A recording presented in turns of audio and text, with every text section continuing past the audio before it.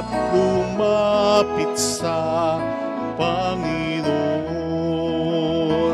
Halina at lumapit sa ating Diyos na may lalang sa ating lahat, na nagbigay ng buhay sa atin, na may lalang sa ating lahat, na nagbigay ng buhay sa atin.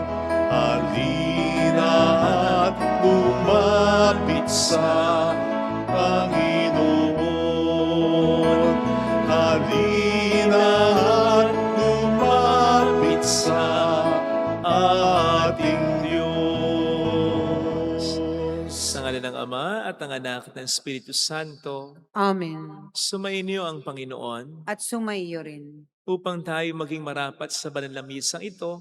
Halina't magsisimuna para sa ating mga kasalanan at pagkukulang. Tayo pong lahat, inaamin ko sa makapangyarihang Diyos at sa inyo mga kapatid, na lubha akong nagkasala sa isip, sa salita, sa gawa, at sa aking pagkukulang. Kaya sinasamo ko sa mahal na Birheng Maria, sa lahat ng mga anghel at mga banal, at sa inyo mga kapatid, na ako'y panalangin sa Panginoong ating Diyos. Kaawaan tayo na mapagmahal na Diyos, patawarin sa ating mga sala, at patnubayan hanggang sa buhay na walang hanggan. Amen.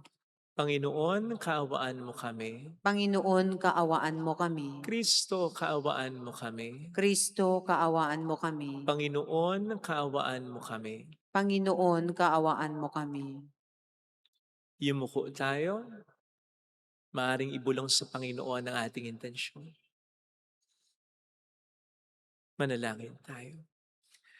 Ama naming makapangyarihan, ipagkaloob mong kami maging handa para sa Pasko ng pagkabuhay ng iyong anak, upang ang aming inakungkusang pagtitiis ay magbunga ng wagas na pagmamalasakit sa pamamagitan ni Jesucristo kasama ng Espiritu Santo magpa sa walang hanggan. Amen. Ang salita ng Diyos mula sa aklat ni Propeta Ezekiel. Sinasabi ng Panginoon, kung ang isang taong masama ay tumalikod sa kanyang kasamaan, sumunod sa aking mga tuntunin at gumawa ng mabuti, siya ay mabubuhay. Kakalimutan na ang lahat ng nagawa niyang kasalanan at mabubuhay siya dahil sa kabutihang ginawa niya. Sa bandang huli, hindi ko ikinasisiya ang kamatayan ng masama. Sabi pa ng Panginoon, ang ibig ko nga siya'y magsisi at magbagong buhay. Ngunit kung ang isang taong matuwid ay magpakasama at gumawa ng mga kasuklam-suklam na gawain, hindi siya mabubuhay. Mamamatay siya dahil sa kanyang pagtataksil at sa kasalanang nagawa. Mawawala ng kabuluhan ang lahat ng kabutihang ginawa niya noong una. Marahil ay sasabihin ninyong hindi tama itong ginagawa ko. Makinig kayo, mga Israelita. Matuwid ang aking tuntunin, ang pamantayan ninyo ang baluktot. Kapag ang isang taong matuwid ay nagpakasama, mamamatay siya dahil sa kasamaang ginawa niya. At ang masamang nagpakabuti at gumawa ng mga bagay na matuwid ay mabubuhay. Dahil sa pagtalikod sa nagawa niyang kasamaan noong una, mabubuhay siya, hindi mamamatay. Ang salita ng Diyos. Salamat sa Diyos. Hiling nami yung limutin tanang kasalanan namin. Hiling nami yung limutin tanang kasalanan namin. Sa gitna ng paghihirap, tinawag ko'y Panginoon. Panginoon, ako'y dinggin pagkat ako'y tumataghoy. Dinggin mo ang pagtawag ko at paghingi ng iyong tulong. Hiling nami yung limutin tanang kasalanan namin. Kung ikaw ay may talaan nitong aming kasalanan, lahat kami ay tatanggap ng hatol mong nakalaan. Ngunit iyong pinatawad, kasalanan ay nilimot. Pinatawad mo nga kami upang sa iyo ay matakot. Hiling namin iyong limutin tanang kasalanan namin. Sabik akong naghihintay sa tulong mo, Panginoon, pagkat ako'y may tiwala sa pangako mong pagtulong. Yaring aking pananabik, Panginoon, ay higit pa sa serenong naghihintay ng pagsapit ng umaga. Hiling namin iyong limutin tanang kasalanan namin. Magtiwala ka, Israel, magtiwala sa iyong Diyos. Matatag at di kukupas ang pag-ibig niyang dulot. Lagi siyang nahahandang sa sinuman ay tumubos. Ililigtas ang Israel, yaong kanyang mga hirang. Ililigtas niya sa kanilang kasalanan. Hiling namin iyong limutin tanang kasalanan namin.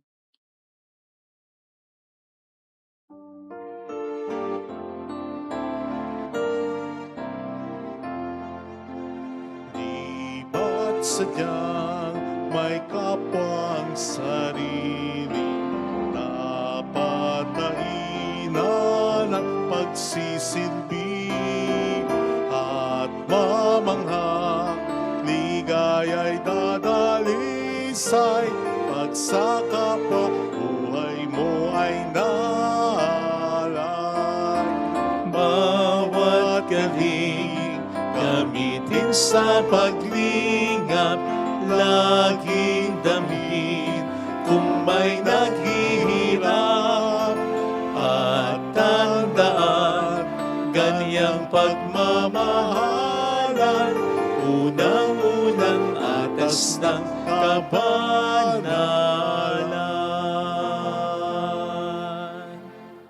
Sumainyo ang Panginoon. At sumaiyo rin. Ang mabuting balita po ng Panginoon ayon kay San Mateo. Papuri sa iyo, Panginoon. Noong panahong yon, sinabi ni Jesus sa kaniyang mga alagad, "Sinasabi ko sa inyo, kung ang pagsunod ninyo sa kalooban ng Diyos ay katulad lamang ng pagsunod ng mga skriba at pariseo, hindi kayo makapapasok sa kaharian ng Diyos. Narinig ninyo na nung una iniutos sa mga tao, huwag kang papatay, ang sino mang makamatay ay mananagot sa hukuman. Ngunit ngayon sinasabi ko sa inyo, ang mapuot sa kaniyang kapatid ay mananagot sa hukuman. Ang humamak sa kaniyang kapatid ay mananagot sa Sanhedrin. At sino mang magsabi sa kaniyang kapatid, ulul ka, ay mapapasaapoy ng impyerno. Kahit kung naghahandog ka sa Diyos at maalala mo na may sama ng loob sa iyo ang kapatid mo, iwan mo muna ang iyong handog sa harap ng dambana at makipagkasundo ka sa kaniya. Saka ka magbalik at maghandog sa Diyos. Kung may magsakdal laban sa iyo sa hukuman, makipag-ayos ka sa kanya habang may panahon bago kanya iharap sa hukom. At kung hindi ibibigay kanya sa hukom na magbibigay naman sa iyo ng tanod at ikaw ay mabibilanggo, sinasabi ko sa iyo, hindi ka makalalabas doon hanggat hindi mo nababayaran ng kahuli-huliang kusing." Mga kapatid, ang mabuting balita po ng Panginoon. Pinupuri ka namin, Panginoong Hesukristo. Welcome sa Our Lady of Lazaret Quasay Parish kung saan ayos lang umiyak. Sasamahan tayo ng mahal na ina sa pag-iyak at sa pagdarasal upang maging maayos ang lahat. Banal po ba kayo sa tingin ninyo? Siguro mas magandang tanong, gusto niyo po bang maging banal? Yung totoong banal, hindi yung banal na aso lang. Kailangan nating maging banal. Dapat nating gustuhin maging banal kung gusto nating makasama ang Diyos. Sapagkat ang mga banal ang siyang nakakasama ng Diyos sa kalangitan. Besides, ito ang gusto para sa atin ng Diyos. Ang sabi po sa 1 Thessalonians 4 verse 3, "Be holy, for it is God's will for you." Maging banal daw tayo, sapagkat yun ang kalooban ng Diyos para sa atin. Ang sabi pa ni San Pedro sa 1 Peter 1 verse 15, "Because as the one who called you is holy, so be holy in everything you do." Sapagkat ang tumawag sa iyo ay banal, maging banal ka sa lahat ng ginagawa mo. Sa mga magulang na narito, hindi nga po ba gustong-gusto nyo kapag may magandang nakukuhang katangian sa inyo ang anak ninyo? Namamana o ginagayang katangian. Yung maganda. Halimbawa, yung ganda ng inyong mga mata, yung tangos ng inyong ilong nakuha niya, yung kagalingan ninyo, yung katalinuhan ninyo, kabaitan ninyo, yung pananampalataya ninyo, yung pasensya ninyo, di ba? And so you say, saan pa ba magmamana? Kanino pa ba? Obvious naman sa akin lang. Proud kayo kapag may magandang namamana o ginagaya sa inyo ang anak ninyo. Palagay ko ganun din ang Diyos. At sa lahat ng kanyang mga magandang katangian, ang isa sa pinakahinahanap niya, palagay ko, sa atin ay ang kanyang kabanalan. Kaya nga sabi mismo ng ating Panginoon, be holy as your heavenly Father is holy. Hindi naman sinabi ng Panginoon, be generous, be truthful, be patient as your Father in heaven is. Hindi. Ang sabi at ang utos, be holy. Ang maging banal daw tayo. Naalala ko po tuloy yung kwento tungkol sa isang duwag na sundalo o kawal ni Alexander the Great. Alam naman po natin ang pinakakatangian na lutang-lulutang kay Alexander the Great, di ba? Yung kanyang tapang. As a matter of fact, meron daw instance na ganito in 334 BC nang sila'y magland sa Asia Minor in order to face a mightier Persian Empire. Ang ginawa ni Alexander the Great, pinasunog niya ang lahat ng mga barkong sinasakyan nila papunta ron sa Asia Minor, para wala nang balikan. Para sabihin sa kanyang mga tauhan, matindi yung kalaban natin, pero hindi pwedeng mag-retreat. Wala na tayong sasakyan, pabalik sa ating pinagmulan. So it's either we defeat them or we die here. Ano siya katapang? Yan, marami siyang nasakop. Anyway, ito yung kwento tungkol sa kanyang kawal na duwako ngayon. Nagre-retreat sa isang laban. Tinanong daw ni Alexander the Great, what is your name? Sir, Alexander, sir. Alexander. Sabi daw ni Alexander the Great, it's either you change your name or you change your character.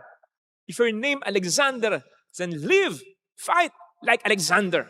Mga kapatid, tayo mga anak ng Diyos. Dapat nakikita sa atin ang pinakakatangian ng Diyos. Ang kabanalan niya. At tayo rin ay pinangalanan ng Diyos. Tayo nakapangalan sa Diyos, ang ngalan ng Ama at ng Anak ng Espiritu Santo, nang binyagan tayo bilang mga Kristiyano. So dapat talaga mag-strive for holiness tayo. Otherwise, magiging anak lang tayo ng Diyos, pero hindi tayo anak na kinalulugdan ng Diyos. Maging Kristiyano tayo sa pangalan lang, pero hindi talaga sa diwa.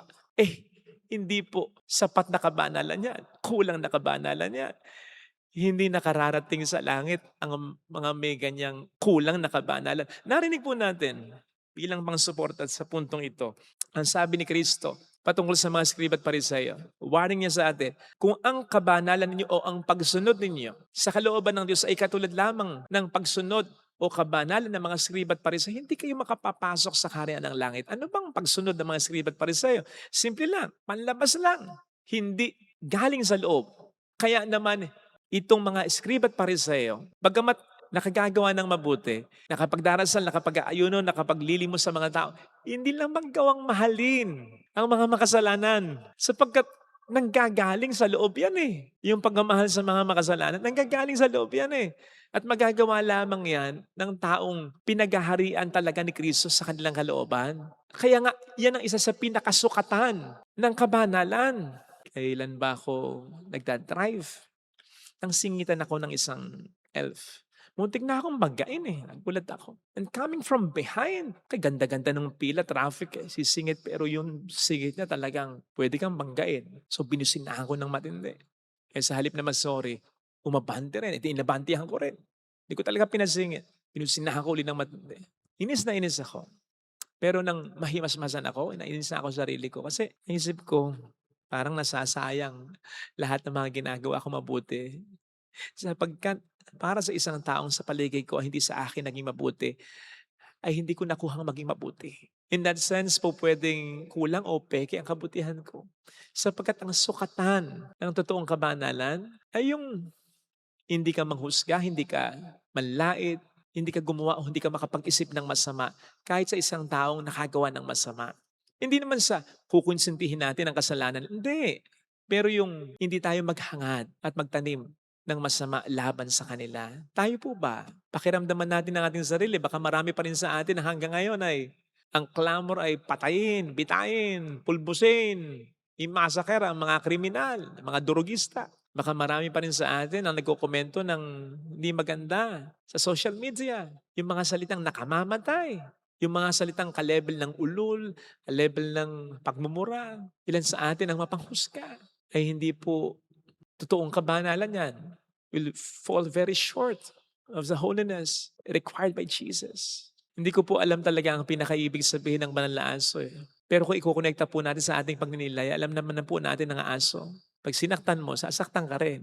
Mumurahin ka sa pamamagitan ng pagtahol ng matindi, pag-angil sa'yo, pag milalas-malas ka, kakagating ka pa. So kung ikukonekta natin sa pinagninilayan natin, ang totoong kabanalan ay hindi pagiging banal na aso lang.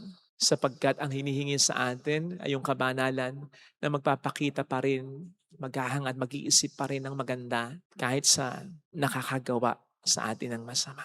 Ganon kasi ang Diyos eh. Maliwanag ang kanyang sabi, hindi niya hinahangad ang kamatayan ng isang makasalanan, kundi ang pagbabago nito. Kaya nga nagbibigay siya ng tsansa. Sabi mismo ng ating Panginoon, ang Diyos ay nagpapasikat ng araw at nagpapapatak ng ulan pareho sa mga mabubuti at sa masasama. Sapagkat pareho niyang minamahal ang mabubuti at masasama. Huwag sana tayong mahirati at masanay sa katwiran na di naman ako Diyos eh, para gawin yan. Sapagkat hinihingi ng Diyos na tularan natin siya kung gusto talaga nating makasama siya. Ito sana ang hiling nating biyaya sa ating banal na misa. Huwag nawa tayo magkulang sa ating kabanalan. Sapagkat masasayang lang ang lahat kung sa pinakasukatan ng kabanalan ay tayo magkukulang. Amen. Lagay natin ang ating hanang kamay sa tapat ng ating puso.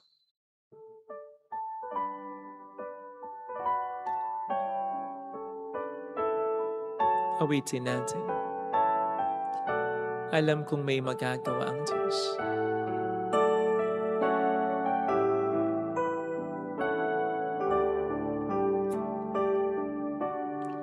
Alam kong may magagawa ang Diyos. Alam kong may magagawa ang Diyos. Alam kong may magagawa ang Diyos. Kung ako'y magtatapat, Kung ako'y magtatapat, sa Kanya'y maglilingkod.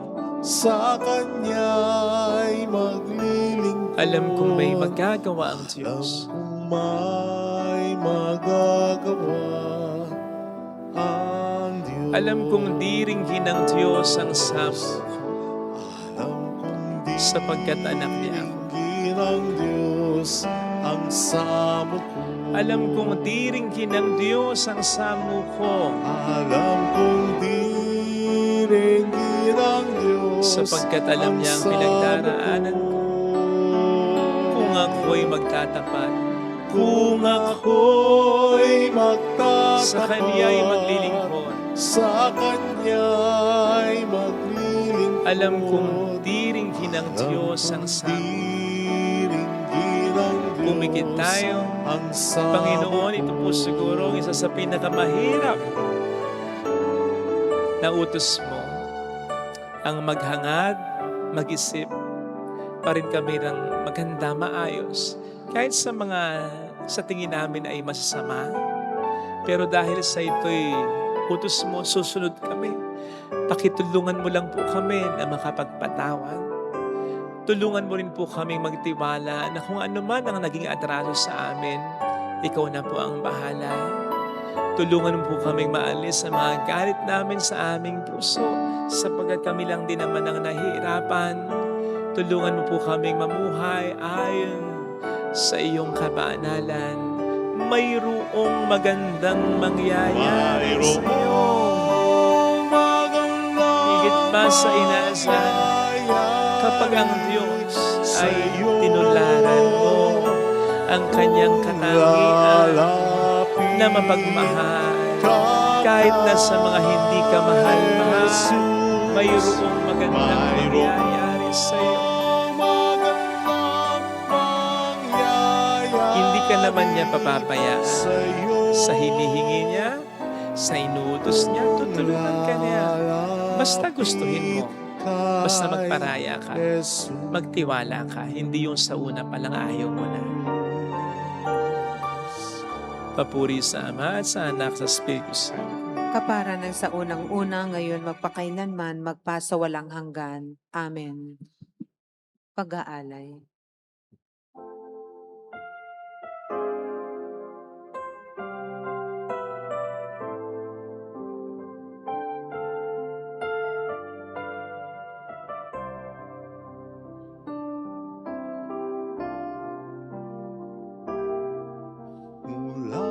sa iyo ang handog na ito. Muli ay handog ko sa iyo. Patnubayan mo't paghariang lahat ayon sa kalooban mo. Kunin mo, Diyos, sa tanggapin mo ang alak at tinapay na handog ng pag-ibig sa gisag naming bayan mo. Ang handog na ito ay babaguhin mo, magiging katawan at dugo mo. Manalangin tayo, pang ating handog ay maging kalugod-lugod sa Diyos Amang makapangyarihan. Tanggapin nawa ng Panginoon itong paghahain sa iyong mga kamay, sa kapurihan niya at karangalan, sa ating kapakinabangan at sa buong sambayanan niyang banal. Ama naming lumikha, tanggapin mo ang aming mga alay na niloob mong magdulot ng iyong pakikipagtipan upang ito ay aming mapakinabangan bilang tagapagbigay ng iyong paglingap at pagmamahal sa pamamagitan ni Jesucristo kasama ang Espiritu Santo magpas sa walang hanggan. Amen. Sumainyo ang Panginoon. At sumaiyo rin. Itaas sa Diyos ang inyong puso at diwa. Itinaas na namin sa Panginoon. Pasalamatan ang Panginoong ating Diyos. Marapat na siya ay pasalamatan. Ama naming makapangyarihan, tunay ngang marapat na ikaw ay pasalamatan sa pamamagitan ni Jesucristo na aming Panginoon. Sa pagbabakas sakali mong kami bubuti, isinugo mo si Jesucristo upang pangunahan kami. Bilang pagsunod sa iyong atas na bigay, ipinahayag ng iyong anak ang iyong kalooban ng mga pitdukhay kanyang damayan.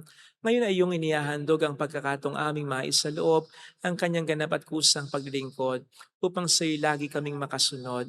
Kaya kaisa ng mga anghel na nagsisiawit ng papuri sa iyo ng walang humpay sa kalangitan, kami nagbubunyi sa iyong kadakilaan.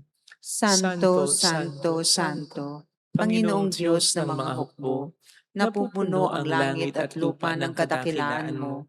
Hosana sa kaitaasan. Pinagpala ang naparirito sa ngalan ng Panginoon. Hosana sa kaitaasan.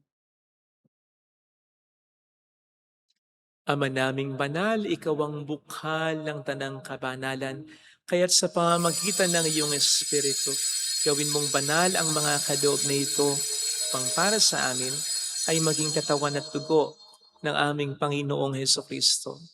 Bago niya pinagtiis ang kusang loob na maging handog, inawakan niya ang tinapay. Pinasalamatan ka niya, pinaghati-hati niya iyon, iniabot sa kaniyang mga alagad at sinabi, tanggapin ninyong lahat ito at kanin. Ito ang aking katawan na ihahandog para sa inyo.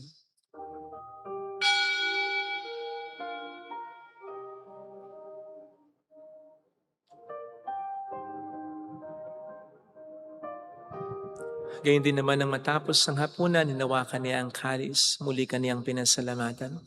Iniabot niya ang kalis sa kaniyang mga alagad at sinabi, tanggapin ninyong lahat ito at inumin. Ito ang kalis ng aking dugo ng bago't walang hanggang tipan, ang aking dugo na ibubuhos para sa inyo at para sa lahat. Sa ikapagkapatawad ng mga kasalanan, gawin niyo ito sa pag-alala sa akin.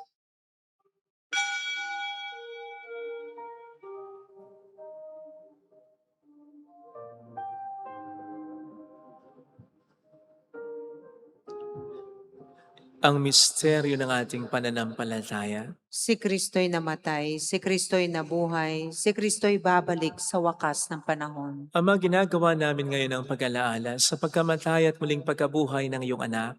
Kaya inialay namin sa iyo ang tinapay ng buhay at ang kalis ng kaligtasan.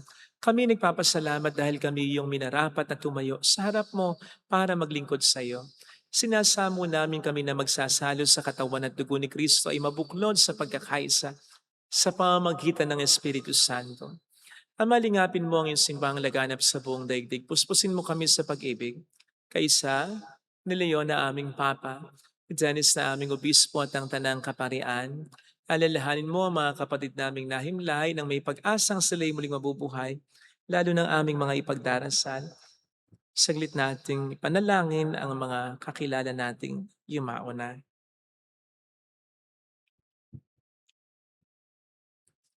Kaawaan mo sila at patuloyin sa iyong kaliwanagan. Kaawaan mo at paging tapatin kaming lahat na makasalo sa iyong buhay na walang wakas. Kaysa ang mahal na Birhen ng Lazaret, ang ina ng Diyos, isanuse ang kabiyak ng kanyang puso, lahat ng mga banal na namuhay dito sa daigdig ng kalugod-lugod sa iyo. Maipagdiwang nawa namin ang pagupuri sa ikararangal mo sa pamamagitan ng iyong anak na aming Panginoong Kristo.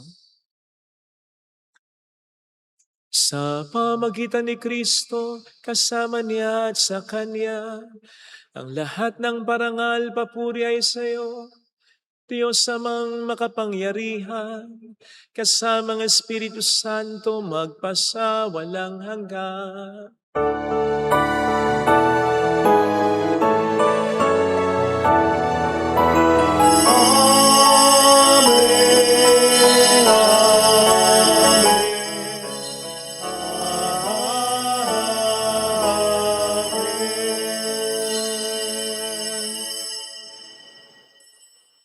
Tumawag tayo sa ating Ama.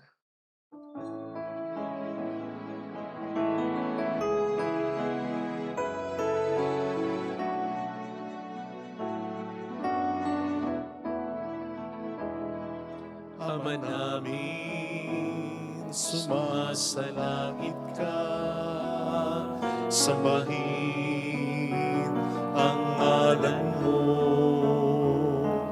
mapasa amin ang kaharian mo, sundin ang loob mo dito sa lupa para nang sa langit.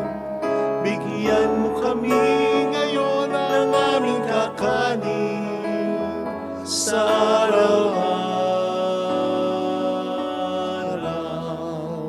at patawarin mo kami sa aming mga sala, para ng pagpapatawad namin sa nagkakasala sa amin.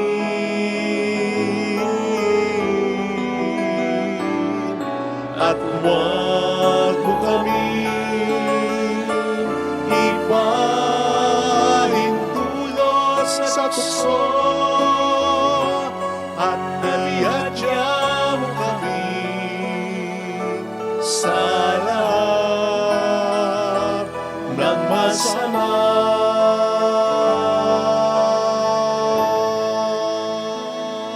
Iniling namin kami adya sa lahat ng masama, pagkalooban ng kapayapaan na araw-araw, iligtas sa kasalanan, samantalang aming pinaghahandaan ang dakilang araw ng pagpapahayag ng tagapagligtas naming sa Kristo. Sapagkat iyo ang kaharian, ang kapangyarihan at ang kapurihan, magpakailanman. Amen. Panginoong Kristo, sinabi mo noon sa iyong mga alagad, sinasabi mo rin sa amin, kapayapaan ang iniiwan ko sa inyo, ang aking kapayapaan ang ibinibigay ko. Tunghayin mong aming pananampalataya, huwag ang aming pagkakasala. Pagkalooban mo kami ng kapayapaan at pagkakaisayon sa iyong kalooban. Kasama ang Espiritu Santo magpasa walang hanggan. Amen. Ang kapayapaan ng Panginoon ay sumainyo daw ang lahat. At sumaiyo rin. Magbigayan tayo ng kapayapaan sa isa't isa. Kapayapaan, peace be with you. Kordero ng Diyos na nag-aalis sa mga kasalanan ng sanlibutan, maawa ka sa amin. Kordero ng Diyos na nag-aalis sa mga kasalanan ng sanlibutan, maawa ka sa amin.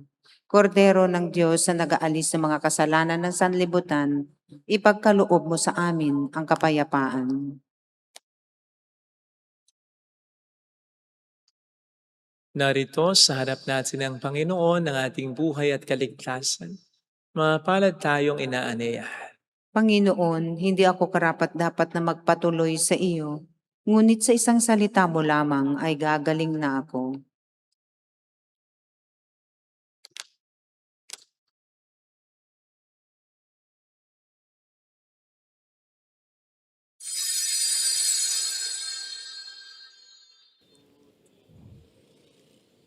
Panalangin para sa espiritual na pakikinabang. Panginoong Hesus, ako ay naniniwala na ikaw ay nasa kabanal-banalang sakramento. Iniibig kita ng higit sa lahat at ninanasa kong tanggapin ka sa aking kaluluwa. Sapagkat sa mga sandaling ito, hindi kita matatanggap sa sakramento.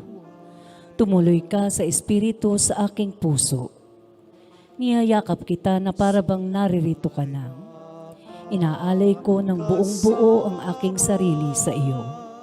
Huwag mong hayaang mawalay ako sa iyo. Amen. Jesus, ako'y di dapat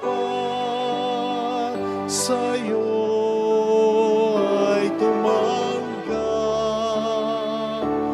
ngunit sa salita mo ay gagaling na ako.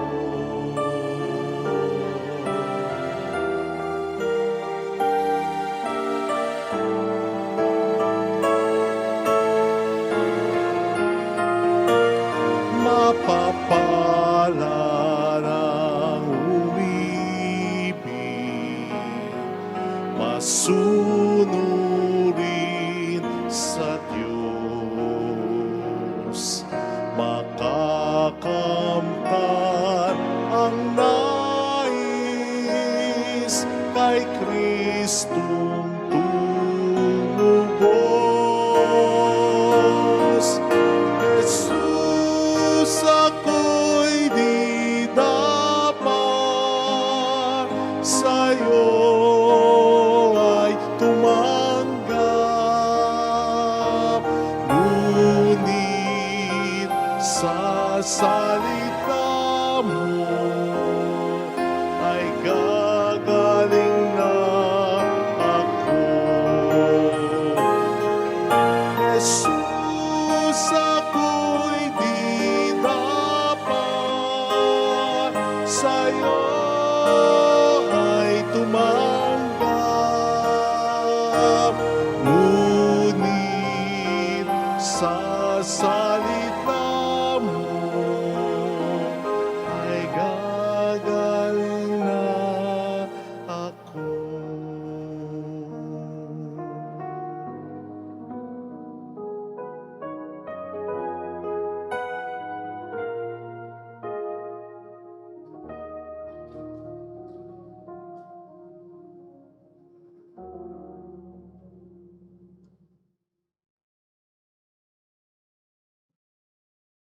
Manalangin tayo. Ama naming mapagmahal, ang banal na pakikinabang namin ngayon ay magdulot nawa ng kagalingang sa aming nauukol at pagkadalisay ng aming makasalanang kahapon. Kami naway laging makasalo mo sa habang panahon. Sa pamamagitan ni Jesucristo, kasama ang Espiritu Santo, magpasa walang hanggan. Amen. Holy God, Holy Mighty One, Holy Immortal One. Have mercy on us and on the whole world. Holy God, Holy Mighty One, Holy Immortal One. Have mercy on us and on the whole world. Holy God, Holy Mighty One, Holy Immortal One. Have mercy on us and on the whole world. Jesus, King of Mercy, We trust in you. alalahanin, Alalahanin, o mahal na Birhen ng Lasalet, ina ng pag-asa. Ikaw ang nagpaalala sa aming magbalik loob sa Ama. Ito ang nagpapatunay na ang kagandahang loob mo'y nanatiling busilak. Sa pag-aaruga mo sa amin, tungkulin mo'y tinupad. Sa paanan ni Kristo'y tinuring mo kaming mga tunay mong anak. Kaya ninais mong ni isa'y wag mapahamak. Maging sa iyong walang tigil na pananalangin, pati luhay pumatak. Huwag namang mawalan ng saysay ang iyong paghihirap. Hiling nawa namin sa iyo o aming inang liyag, na matapos ang pakikibaka namin sa mundong ito at sa pananatili naming tapat kay Kristo, sa kapurihan mo'y makibahagi kaming ganap, upang kung nasaan ka ngayon ay maparoon din kaming lahat, at ang kaganapan ng kaluwalhatian ng Diyos Amay tuluyang matupad. Siya nawa. mahal na Bira ng Lasalet, tagapagkasundo ng mga makasalanan. Ipanalangin mong walang patid kaming mga dumudulog sa iyo. Marami pong salamat sa inyong pakikiisa at sa mga tulong na binibigay ninyo. Nagiging dahilan para makatulong din po tayo sa iba. Marami pong salamat. Sumainyo ang Panginoon. At sumaiyo rin. Palain kayo kasama ng ating pamilya na mapagmahal na Diyos, ng Ama at ng Anak, ng Espiritu Santo. Amen. Umayo tayo sa kapayapaan ni Kristo. Salamat sa Diyos. Salamat din po.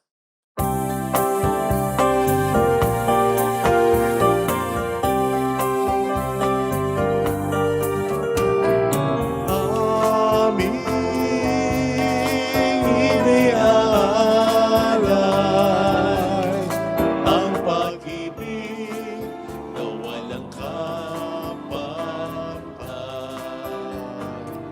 Okay sarap mabuhay kung may nagmamahal,